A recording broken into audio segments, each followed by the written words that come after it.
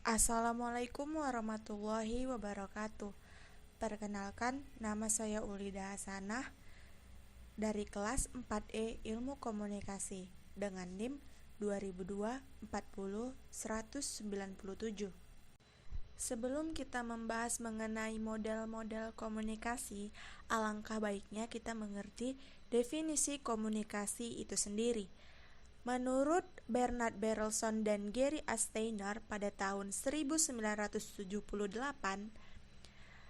Berelson dan Steiner menjelaskan bahwa komunikasi sebagai proses penyampaian pesan dengan menggunakan simbol dan yang disampaikan bukan sekedar informasi, tetapi juga gagasan, emosi, dan keterampilan.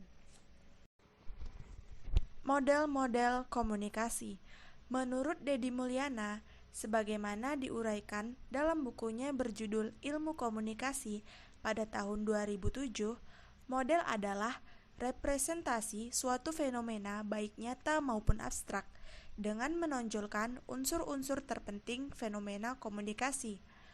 Model-model komunikasi seperti dirangkum oleh Elvinaro Ardionto dan kawan-kawan pada tahun 2007 meliputi model jarum hipodermik, model komunikasi satu tahap, model komunikasi dua tahap, model komunikasi multitahap, model Gerhardt-Meleske, model Melvin-de Floer, model Hub atau Hibbert-Ungerleider-Bond, model agenda setting, model komunikasi linear, serta model komunikasi sirkuler. Model jarum hipodermik. Secara harfiah, hipodermik berarti di bawah kulit. Dalam hubungannya dengan komunikasi massa, istilah model jarum hipodermik mengandung anggapan dasar bahwa media massa menimbulkan efek yang kuat, terarah, segera, dan langsung terhadap massa komunikan. Efek yang segera dan langsung itu sejalan dengan pengertian perangsang tanggapan atau stimulus dan respons. Media massa digambarkan sebagai jarum hipodermik raksasa yang membius massa komunikan yang pasif. Menurut Elie Houkes, model tersebut terdiri dari media massa yang sangat ampuh yang mampu memasukkan ide-ide pada benak khalayak hingga tak berdaya. Model komunikasi satu tahap. Model ini merupakan pengembangan dari teori komunikasi jarum hipodermik. Pesan yang disampaikan melalui media massa langsung ditujukan kepada komunikan tanpa perantara, misalnya pemimpin pendapat. Namun, pesan tersebut tidak mencapai semua komunikan dan juga tidak menimbulkan efek yang sama pada setiap komunikan. Model komunikasi dua tahap.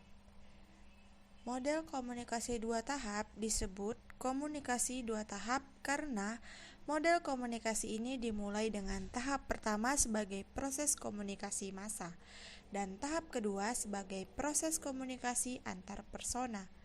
Model ini menggambarkan bahwa pesan lewat media massa diterima oleh individu atau pemimpin pendapat yang menaruh perhatian pada media massa sehingga menjadi orang yang terinformasi atau well-informed. Model komunikasi multitahap. Model komunikasi multitahap menyatakan bahwa dalam laju komunikasi dari komunikator kepada komunikan terdapat sejumlah saluran yang berganti-ganti. Artinya, beberapa komunikan menerima pesan langsung dari komunikator melalui saluran media massa, lalu menyebarkan kepada komunikan lainnya. Pesan terpindahkan beberapa kali dari sumbernya melalui beberapa tahap. Model Gerhardt-Meleske. Gerhardt-Meleske membuat modelnya berdasarkan elemen-elemen klasik yaitu pesan, media, dan komunikan. Tetapi di antara media dan komunikan, ia menambahkan elemen lain yaitu tekanan atau kelebihan dan juga kendala atau kekurangan media dan citra media. Semua itu mempunyai pengaruh terhadap cara komunikan memperlakukannya. MC Luhan pada tahun 1964 mengungkapkan Medium is the message, yang menunjukkan betapa seriusnya peran media dalam mentransmisikan pesan. Kita akan memahami pesan secara lebih baik dari media yang kita sukai daripada media yang kurang kita sukai. Model Melvin DeFleur.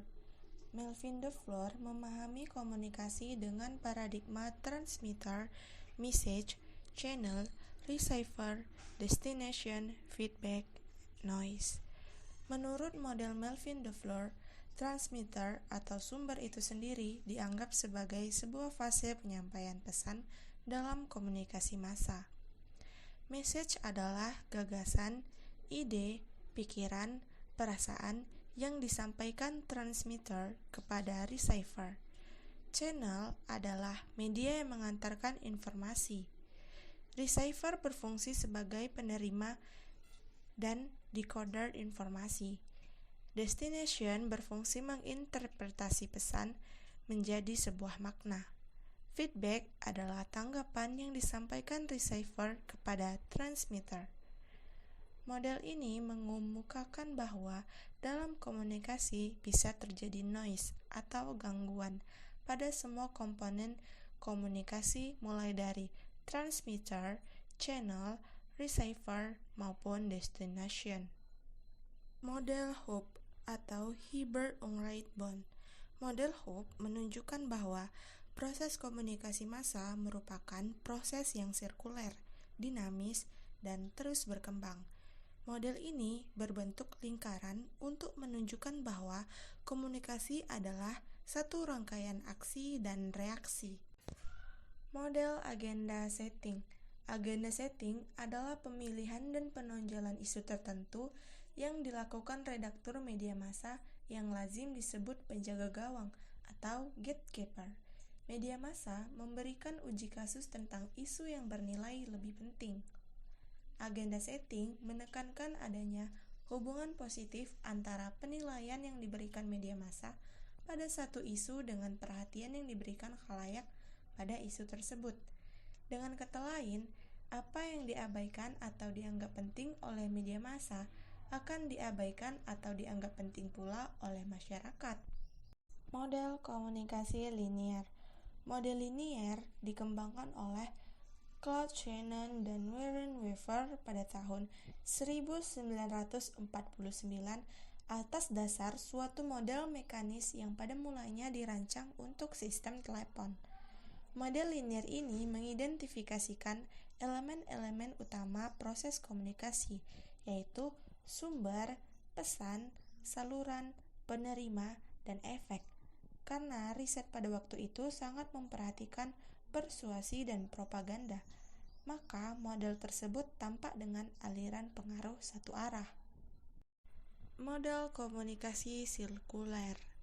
Sirkuler sebagai terjemahan dan perkataan atau circular secara harfiah berarti bulat, bundar, atau keliling, sebagai lawan dari perkataan linier yang bermakna lurus.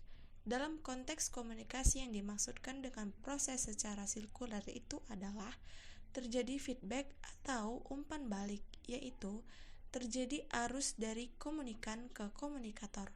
Oleh karena itu, ada kalanya feedback tersebut mengalir dari komunikan ke komunikator itu adalah respon atau tanggapan komunikan terhadap pesan yang ia terima dari komunikator. Sekian video yang dapat saya sampaikan. Saya ucapkan Assalamualaikum warahmatullahi wabarakatuh. Sampai jumpa di video selanjutnya.